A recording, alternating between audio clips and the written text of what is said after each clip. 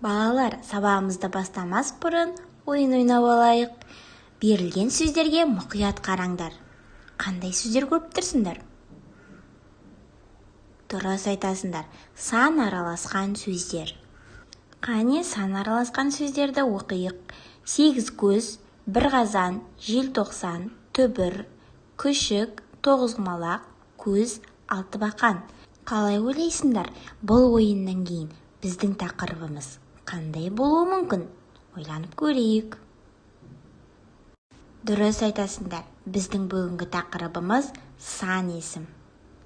Заттың санын, ретін білдіретін сөздерді сан есім дейміз. Сан есімдерге қанша, неше, нешінші деген сұрақтар қойылады. Мысалы, 5 кітап. Неше кітап? 5 кітап. Екінші үй. Нешінші үй? Екінші үй. Осы ережені ереже дәптерлеріңе жазып алсаңыздар болады. Ендеше сан есімге берілген жаттығуларды орындауға кірісейік. 21-ші жаттығу. Су.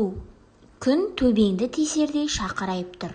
Асан үйінен шығып, малды ауылдағы атасыныкіне беттеді. Демалыс кезінде атасына барып сәлем бермекші. Орта жолға жетпей-ақ шөлдей бастады. Бекер қуырдақ жеген екенмін деп ойлап келеді. Әбден шөл қысқанда ерні кезеріп, тамсанып қояды. Шіркін, бір ұрттам су болса ғой. Кенет ойына жолда кездесетін бұлақ түсті. Жалғыз аяқ жолмен соған қарай бұрылды. Міне, аңсаған бұлаққа да жетті. Қолын жуып жіберіп, уыстап су іше бастады. Тап-таза, мөп-мөлдір су ерекше тәтті сияқты көрінді. Шөлдегенде ішкен судың дәмділігіне ештеңе жетпес. Неткен рахат. Сұрақтарға жауап беріп көр. Асан қайда бармақшы болды? Дұрыс айтасыңдар. Атасына. Ол неліктен шөлдеді? Жолда не кездесті? Бұлақтың суы қандай? Бұлақтың суы неліктен ерекше болып көрінді? Осы сұрақтарға өз бетіңмен жауап беріп көр. 22-ші жаттығу. Орнына ауысқан сөйлемдерді ретке келтіріп жаз. Теңіз одан әлде қайда көп. Жер бетінде 4 мұхит бар.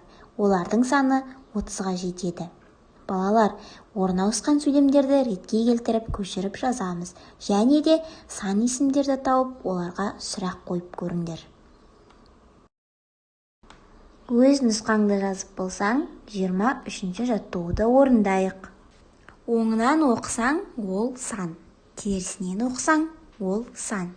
Ол қандай сан? Өз нұсқаңды дәптеріңе жазып ал. 25-ші жаттығу. Мақалды жатқа жаз. Бір кісі қазған құдықтан 1000 кісі су ішеді. Мақалды жазып болсаң, үй тапсырмасына көшейік. 79-ші бет, 24-ші жаттығу үй тапсырмасы. Онда сендер құрамында сан есімі бар сөздерді сөзбен жазасыңдар. Сабағымыз аяқталды. Сау болыңыздар.